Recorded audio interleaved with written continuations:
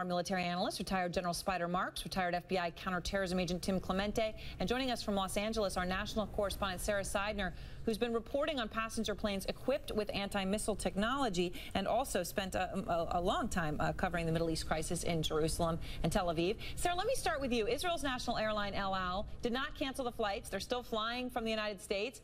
A flight I know departed just a couple hours ago from where you are right now at LAX. So are they taking the risk of attack on, or does El Al have defenses against these kinds of things?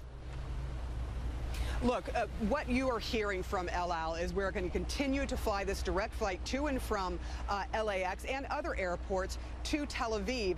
And when you consider the threat, remember that this region is often in this kind of crisis. I was there in 2012 when Israel said, hey, we've just for the very first time been hit with a long-range surface-to-surface missile, a Fajr 5, which is made in Iran, from Gaza.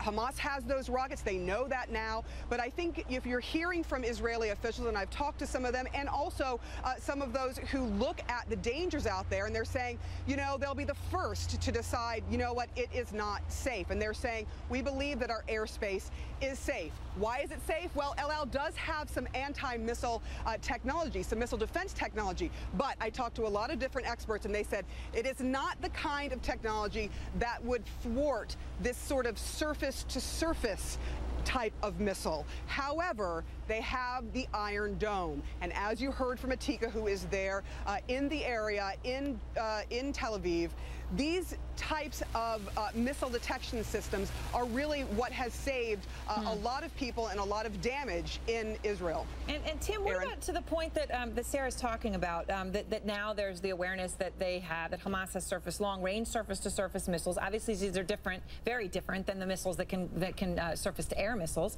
But the Prime Minister of Israel has appealed to the United States to lift the flight ban. They're using the words that this would give a prize, quote-unquote, to terrorists.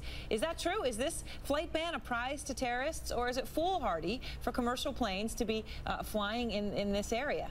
I would say it's both, Erin, because, I mean, what is the objective of terrorists? It's to incite terror in people, to inflict that horror in human beings, to cause them to alter their path of life. And when half of the civilians, or two-thirds of the civilians in Israel are now in bomb shelters, I think they've had that effect.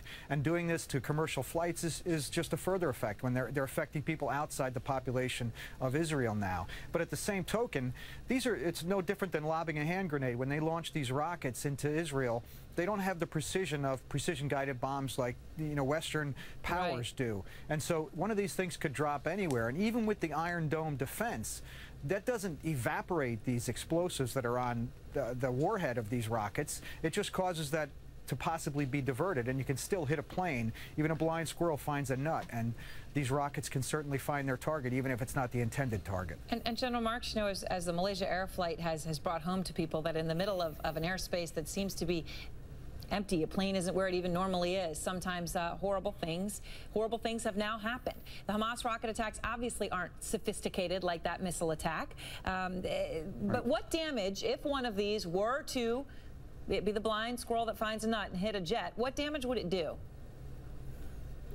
Well, if any one of these rockets were to hit a jet when it was in flight, it clearly would be a stroke of luck.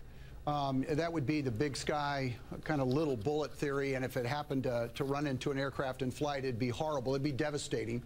But the real issue is once these aircraft are coming into a landing pattern into Ben Gurion or some other airfield, and this surface-to-surface rocket, as described by Tim, is very much a terror weapon. If they begin to launch, clearly that aircraft on the ground is now a fixed target and clearly in the sights of one of those rockets. Those rockets are not very accurate, but they inflict some tremendous damage. And from Gaza, the Fajr 5, as Sarah indicated, can reach to Ben Gurion. So it's a legitimate threat.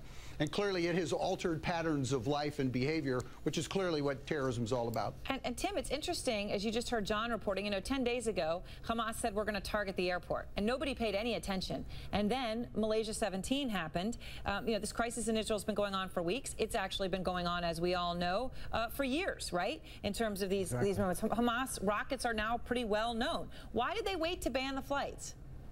Well, I think because they probably got lucky with this one rocket that came close enough to Ben Gurion to make it seem like the threat was legitimate. Yeah. I mean, it probably seemed like an empty threat initially, but the more and more rockets that are flying into Israeli airspace, eventually it was bound to happen that they could go this far. And you know, these projectiles, it's no different than just firing a bullet into the air.